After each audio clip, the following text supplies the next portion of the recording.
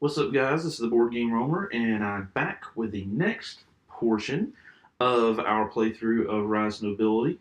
In the last video, we did the setup of the board for solo play. I did get a little bit into the rules. I want to go over just a couple more things. I was going to do like a whole rules explanation, but we did the previous live stream and we talked about those spaces, so if you're not 100% sure of the rules, definitely go back and check out that video. I will do a quick overview, and I will cover some of the rules specifically that are on the back of the book, the easily overlooked rules, because those are definitely easily overlooked. Like I said in the last video, I did already recorded this once and jacked up the rules and didn't realize it way till the end, and yeah, so that kind of sucked. But nevertheless, let's go ahead and start with a little bit of a rules overview. So on our turn for the solo game, we will roll all of these dice. Okay, all these dice right here. Whoa, that is way too close. So we'll roll all of these colored dice. There we go. All these colored dice down here, right here, and we'll place those dice. The white dice will go here, the green dice will go here, and then depending on the number that's rolled on the yellow, on the blue and the red will go on a workshop. Right, one of the workshops, and basically what that's going to do is that is going to block that workshop. I will not be able to use that location. So, for instance, if it goes here to the Blacksmith's Guild, I will not be able to go to the Blacksmith's Guild. If we roll and it ends up being, say, the Carpenter's Guild and the Wizard's Guild, I will not be able to use the Carpenter or the Wizard's Guild at all. Okay. Now, one thing to note that is different with the solo play is that when you go to place those dice, because in the solo play you do have the option to build workshops. So if, for instance, let's just say, take this as an example. Let's say that I had built this workshop here, and I had a guy on it, right, an apprentice or a guild master on it, and the die ended up, that would be that'd be a 3. It's 1, 2, 3, 4, 5, 6. So say I rolled a 3 with the blue dice, or the red dice, doesn't matter. I put it here. What happens is immediately all the workshops are activated at that location. So I would actually immediately get a gold, even though I can't go there, because I have a guild master at that location right here. I would actually get a gold for that. So it does, there are benefits, definitely benefits to building the workshops, in addition to, if you remember, us trying to get up the track here.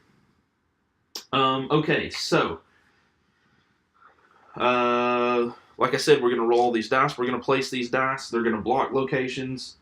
Let me put this back before I forget. They're going to block locations. They're going to determine what dice we have to use to buy houses or to pick up additional settler cards from over here. Then, after we do that, we will roll our dice, and then we will start placing our dice as normal. So the way the dice placement goes, if you look on your reputation track starts at 6. That's the bottom line.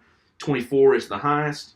Whatever your reputation is on your player board over here, that is the maximum amount of points that your dice can show that are out on the board. So currently my max starts out at 9. So let's say that I rolled a 6 and a 2, a 3.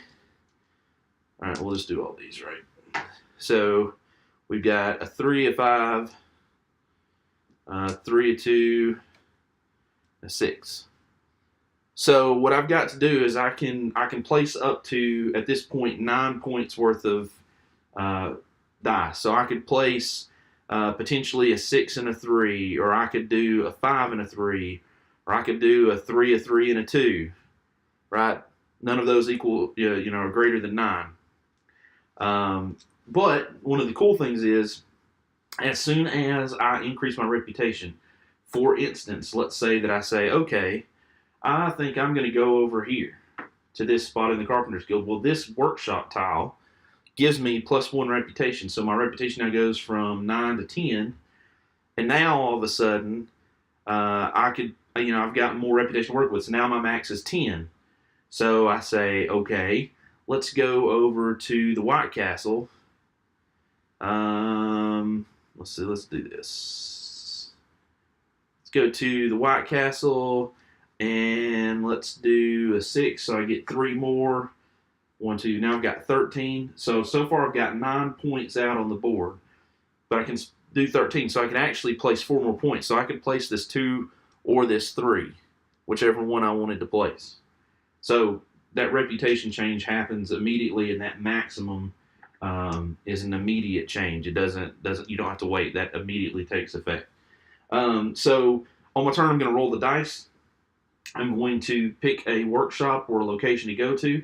If each workshop has 3 spaces, 1, 2, 3, 4, 5, 6. All the spaces are the same as far as where you place your dice. 1 and a 2, you can buy up to 1 good and place up to 2 apprentices in the guild.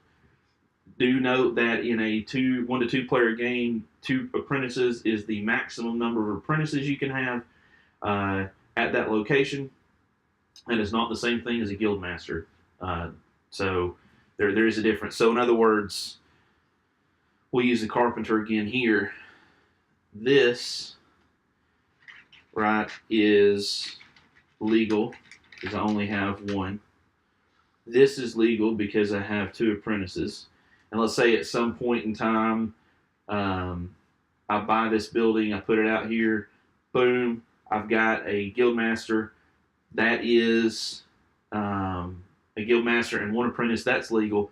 I can still actually go back and place a 2nd apprentice at that location. Okay, so just realize that. So the first spot, you have a 1 or a 2. You can buy up to 1 good in addition to whatever you get from a workshop tile if it's been built there. And you can place up to 2 people. A 3 or a 4, you buy up to 2 goods, and you can place up to 1 meeple. And the 5 or a 6, you can buy up to 3 goods, but you cannot place any meeples. But you'll notice, and I believe this is the same. Yes, this is the same on all the workshop, all of the guild locations as well. If you build a workshop in this first slot, you're going to get an extra gold. If you build a workshop in this middle slot, if you own it, when people go there, you're going to get a good for that location. And if you have a third spot, if you built a third workshop, then you're actually, when you go there, or when somebody else goes there, you're going to get a gold and a furniture. Note that if you go to this location and you have a workshop there, you do not get the bonus at the top.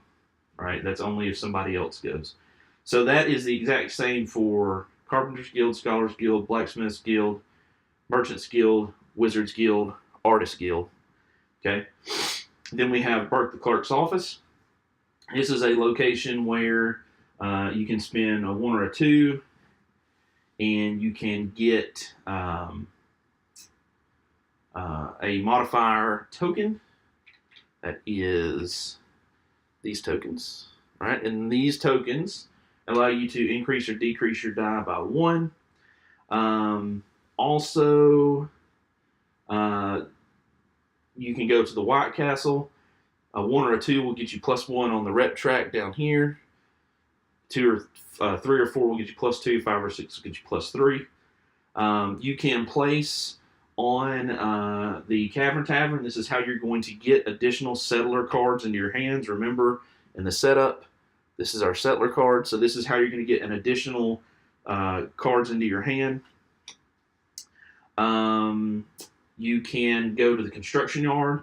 In order to settle one of these cards, you must have a house on your player board down here. Look to the bottom right, down right there. You have to have one of these houses on the player board.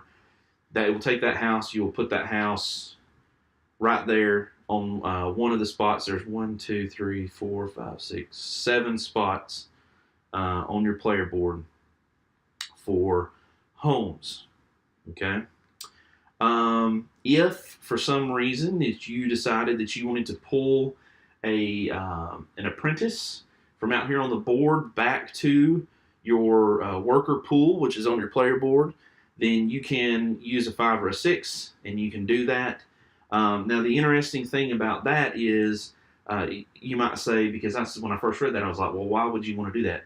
Well, there are some event cards. There are some occasions when, mostly with event cards, it will say, okay, for each meeple, worker meeple you have on your player board at the end of your turn, you get additional gold or something like that, or you get additional victory points or something like that. So there are reasons to do that.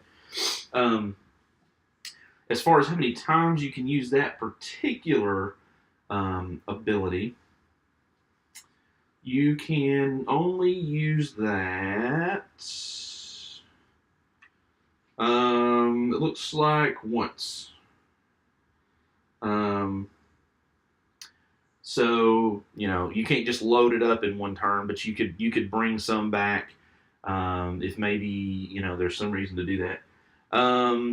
What are the locations? Stone Council. So the Stone Council, you have basically a row and column set up, a 1 or a 2. If you go there, it's -2 reputation, -2, not +2, regardless of where you place.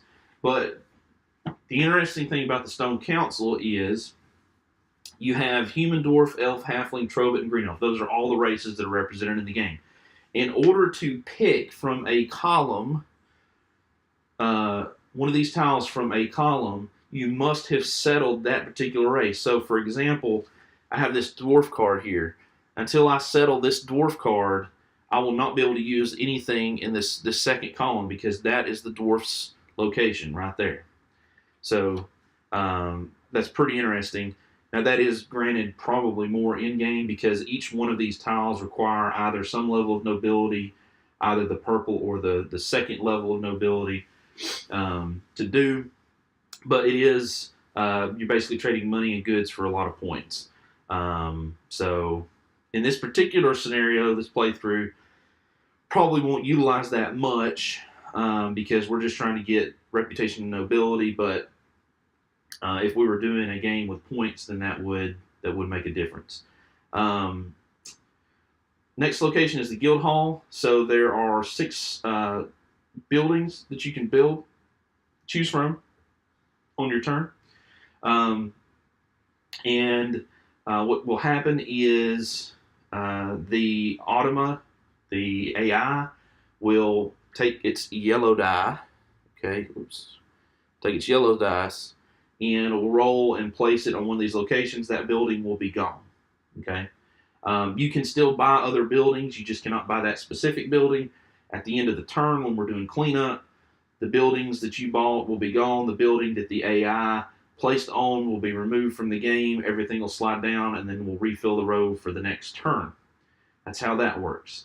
Over here at the dock, we can sell goods. So each ship, it has 1, 2, 3, 4, 5. It has basically, it has all of the resources, and each ship is different in terms of the number of resources that it can hold at most. So you can never put more than 2 weapons or 2 merchant guild items here, or 3.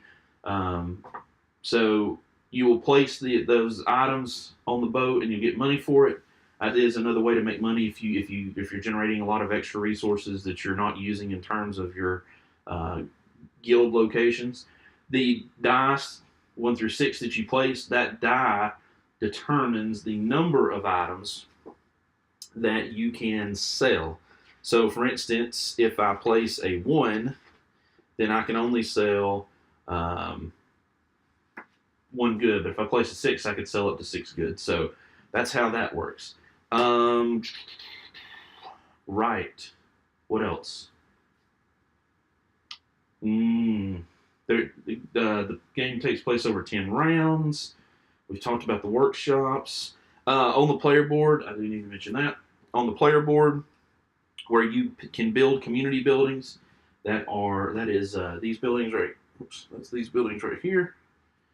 I'll take a picture of them. That's these buildings right here. When you build those buildings, you place those on your player board. You're immediately going to get nobility and some points for those. And you're going to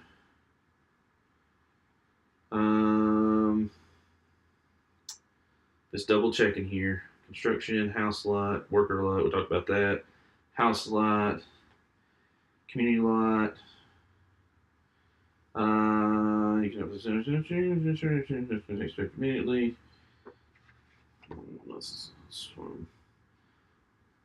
So when you place a building, this +1 on it means that you get 1 additional victory point. And at the end, during the income phase, which is when the buildings also, the community buildings, that's what these are called, happen. Each one of these 3 slots shows either a gold, a reputation, or a modifier token symbol. And you will get those during the income phase. Also during the income phase, and this is something that, well, I didn't really have a lot of income going before. I was not doing very well before. But during the income phase, and I'm looking this up because I want to make sure, because I read this before and I was like, I got it. And then I didn't have it. Come on, where's the income phase? Oh, here we go. You receive, so that happens above it. That's not what I'm looking for. So during the income phase, you get what's above on the player board. What I'm looking for is the guild hall.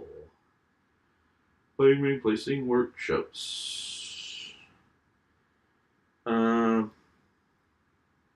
Receive 1 good, matching the associated guild. Okay, so that's right. That's what it was. So the other thing is during the income phase, if, let's say, for example, again, we'll go with the Carpenters Guild. I have a workshop that I own, which would be represented by having a master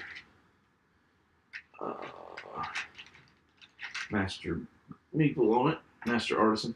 Then, regardless of what this tile says, as part of income, I would also get one of the items from this workshop. In this case, the Carpenters Guild, it would be this Brown Carpenter Guild item, depending on the workshop. And these are workshops, so if, for example, since I just happen to have another tile, this actually works out great. Let's say somehow that I had done this number, right, that I actually have 2, then I would actually get 2 goods, because the guild is like the building, but the workshops are kind of like a subset. So I would actually get 2, 1 for each workshop I own, not for each guild that I have a workshop in. Okay, whew. I think that's everything. That took a few minutes. So, right, let's get on with it, shall we? So we're going to start with round 1. This is Rise of Nobility, solo. Let's get our game on. Okay, what to do first? So the first thing we do is the preparation phase. We're going to roll that beautiful bean footage and roll this dice. There's our dice. The 1 goes to Cavern Tavern. So basically we have to have a 1 or greater to pick up another card. That's good. And a 6 for the construction yard. Less than or equal to. So basically we could potentially buy as many houses as we want. That's also good, although we probably won't really be utilizing at least that this turn. Then we have a 5 and a 6. So the 5 will go to the Merchant's Guild. We have no workshops, so none of our workshops would activate. We will not be able to use the Merchant's Guild this turn.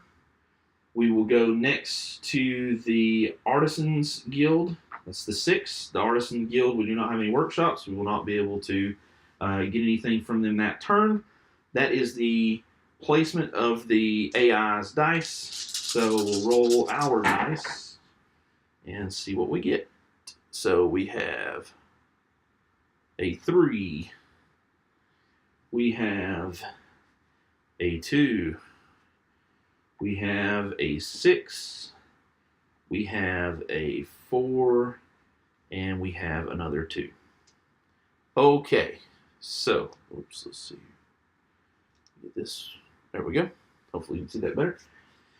So what to do, Well, looking at my dwarf card, I know I need Carpenter's Guild items, Artisan Guild items, and Merchant Guild items. Well, pooey, because, yeah, 2 of the 3 items I need are blocked.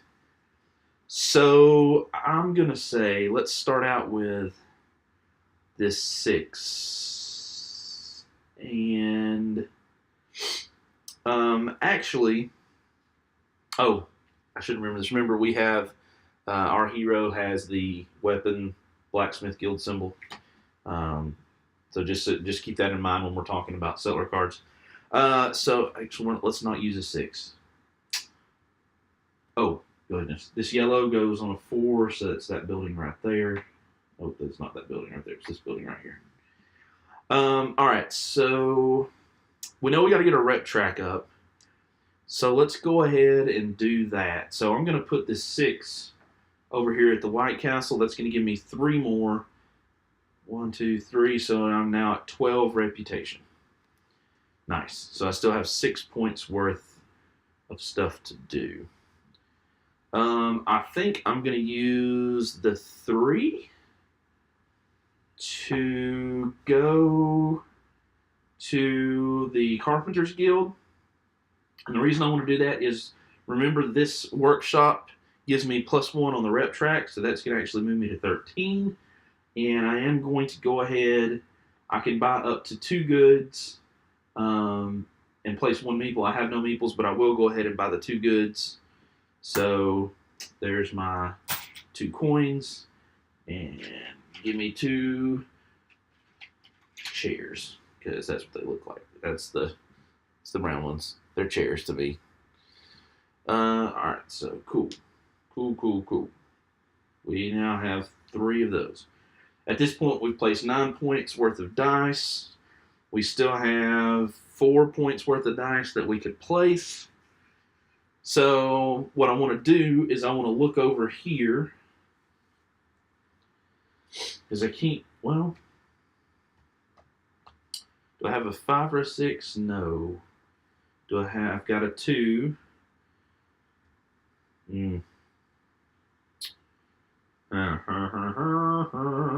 Alright, so what I was hoping is that maybe I could buy a building. That does not look like that's going to happen. So, let's use a 2 to go ahead.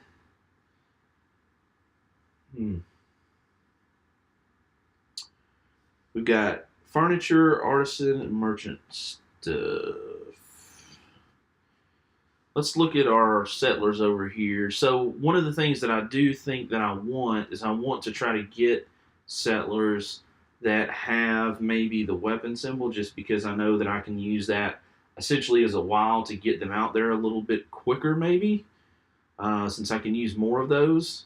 So maybe I'll try to kind of stockpile a few extra of these to help offset those costs, and or maybe even to just sell those if the right boat comes up and I can sell them for a pretty penny. So let's do this. Let's put a 2 down over here at the Cavern Tavern. Let's grab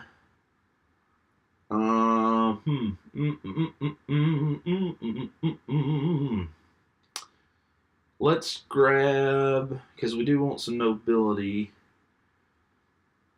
Of course, we really need workers to go to these locations to get income. So let's go ahead and grab. Oh, what the heck? Let's grab another dwarf. So now we have 2 dwarves in our hand. Now notice that this dwarf, this dwarf has different requirements, right? So you can see that it's got weapon, books, and furniture, or carpentry items. This one is carpentry items, artisan guild, and merchant guild items. So even though it is the same amount of points, they both give me 2 meeples, the goods are somewhat different. So that's a total of 6, 9, 10, 11. I can do 2 more points, 12, 13. So why don't I just go ahead and do that? Oh, and let's not forget, as soon as we utilize the Tavern Cavern and take a worker, it is immediately replaced with another worker. So we'll put that there. I think that's kind of like 2, 3 good settlers. So I think with the other 2, I actually want to buy maybe 1 settler card that has some nobility to it, just to bump up that track a little bit. So I think let's take the green elves from here. All right, and those are going to require carpenter items, blacksmith items, wizard guild items, and scholars guild items. So put those down here. And that is a total of 6. 2 and 2 is 10, 13. My max reputation is 13. That completes this round. All right, so unfortunately, there was no way I was going to be able to settle. Well, I won't say no way, but I was not able to settle anybody this first turn. All right, so what happens next? Well, what happens next is we're going to collect all of our dice. So let's do that. Pull them off the board. Set them over here. Next, we're going to collect all of the AI dice. Boom, boom, boom. We have this building here that goes away, so this artist guild building is going to be removed from the game. Bye-bye. Everything shifts to the left.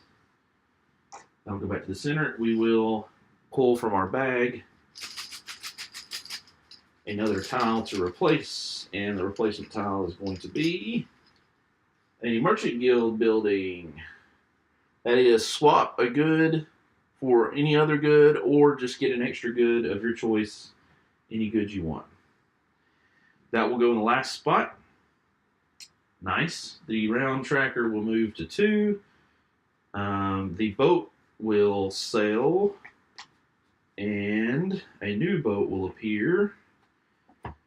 And here is the breakdown for that boat. Artist guild items are worth 3. Blacksmith and carpenter are worth 2. Scholars, merchants, and wizard guild items are worth 1 this round. So we will put that there. There was no income, so I just basically skipped the income phase. And this is just the upkeep phase. We change that. Oh, we did not replace some people over here. We got rid of the buildings. We changed that. We moved the marker up. Our event card. Nobody built a workshop, so that's gone.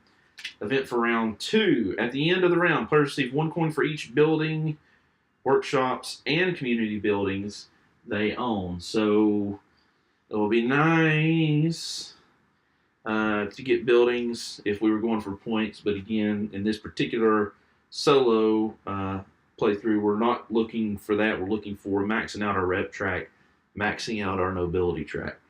All right, cool. I believe that's it. So let's roll the Automata dice. Oh. Well, fortunately, we grabbed some cards because it's going to take a 6 to get settlers this turn. 3, 2, or 1s to get a house. Again, the 4 was rolled for the building. Wow. And then we have buildings 3 and 4. So 1, 2, 3. So it's going to block the Carpenters Guild. We have nobody there. 4, it's going to block the Wizards Guild. We have nobody there. That is the AI. It is placed. Next, we will roll our dice. So what do we got? Wow, we've got some ridiculous numbers. Okay, so 4 4s and a 1.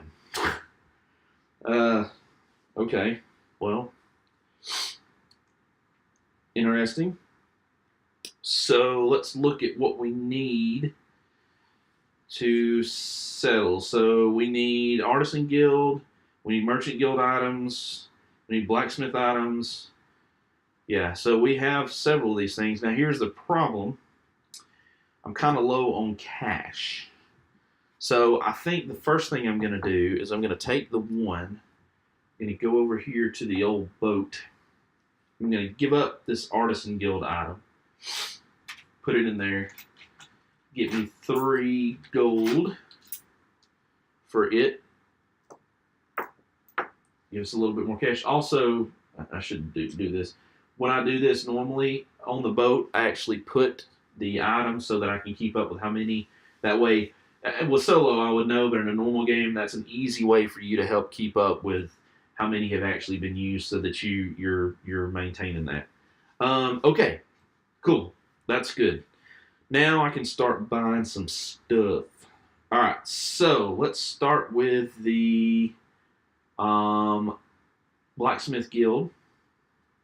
So we're going to put a 4 there, I think. So when we do that, in order to get any bonuses from the workshop or workshops, you do have to actually at least buy something, which is okay, because in this case, we're going to buy 2 items. So that's going to give us 2 of the fiery axes. I don't know if they're really fiery or not. Maybe they're just still red hot, fresh off the bellows. And because of the position we went to, we can get 1 of anything else we want. I think I'm actually going to take a Wizard Guild item, since that's blocked for now. So a total of 5 points worth of dice. Remember, we have 13. Well, next, let's see. So that's 3 axes, at least 3 furniture. I need a minimum of 6. So actually, we could go ahead and settle this card. I did not mention that. So on your turn, how did I not mention that? So on your turn, you basically have 4, I guess you would say, actions that you can do. You can complete a settler's card, sell a building, or place a die on a location and take the associated action. Now, interestingly, because we're solo, we can actually kind of do this in any order we want, because there's really no round mechanism, right? So we just place however we can place. But in a normal game, you'd have to choose one of those actions, and then it would go around and then you choose another action. So, you could get multiple settler cards, or you could build multiple buildings in your turn. It just depends on whether you can afford it or not. But it would have to normally go around the table. For us, that doesn't matter. All right, that was a quick aside. So I think we're going to go ahead and settle the dwarves. Let me just verify one quick thing. I want to make sure.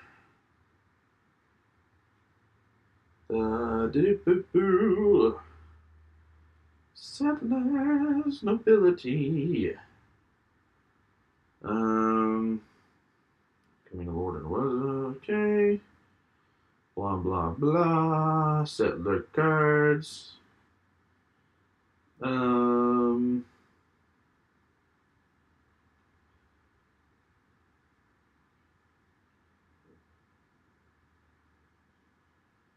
yeah, okay. Just double checking. Okay, so I think I'm going to go ahead just because I want to be able to place somebody to get a little bit more income this turn.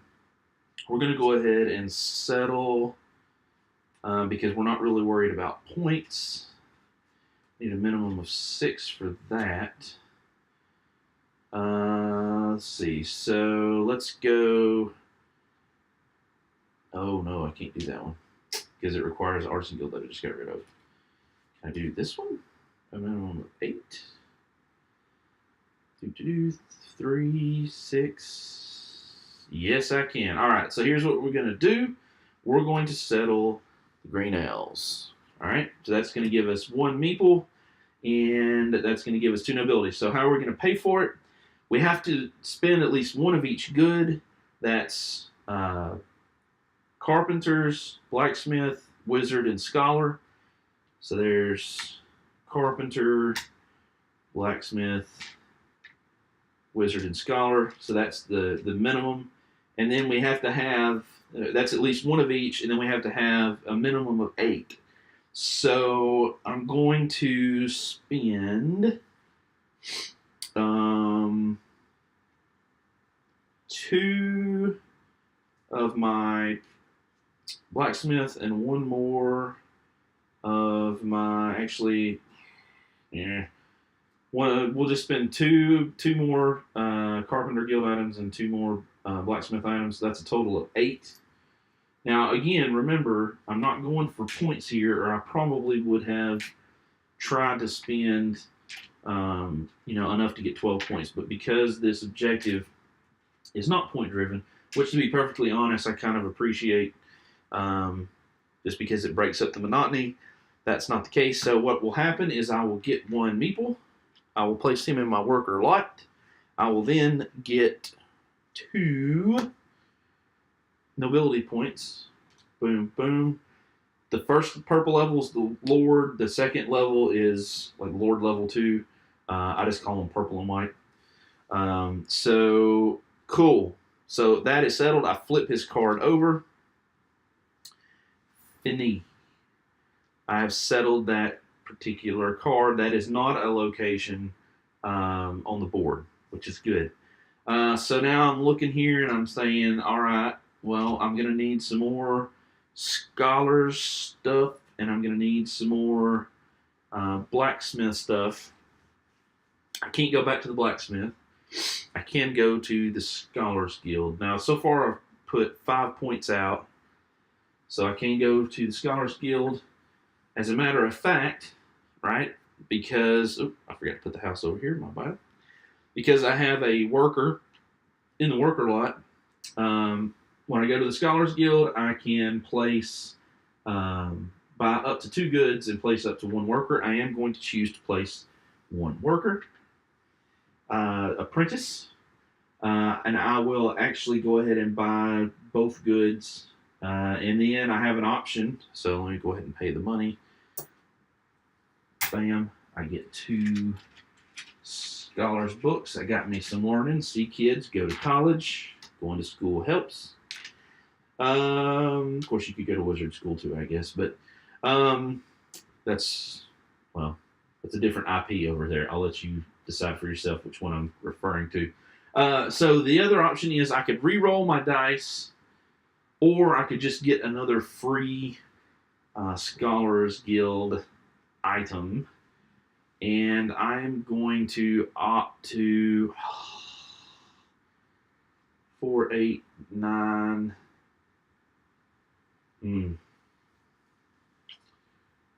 I think I'm going to. I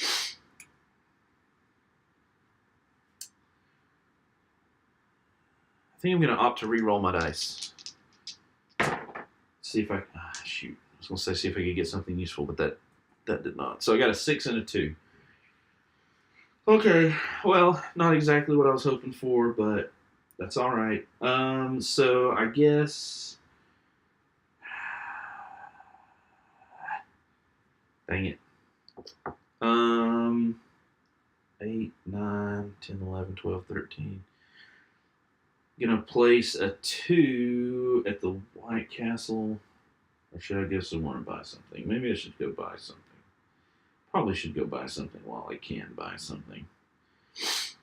And I can't. Dang it! I can't pick up a house because of that pesky 3. Uh. Well, I guess I could. Guess I could just go to Burke's here with a 1 or 2 and get 1 modifier token. Those will come in handy. The 6 I can't place because that's over my limit. So that's the end of my action turn. Now we collect income. The only place that I have any apprentices is at the Scholars Guild. If we look at our setup card for 1 or 2 players, we can see that 1 apprentice gives us 3 money. So I'm going to take my 3 money. Awesome. All right. And that is the end of that turn. So we're going to start by collecting the... I keep calling it Automa. Sorry, a little scythe too, by the way. So I'm going to take the AI dice, put those there. I'm going to remove the building that the AI covered, that it was a carpenter's building, gives you a free good. Out of the game. Dice go there. Give this a good shake. And what do we got? So let's go with this one.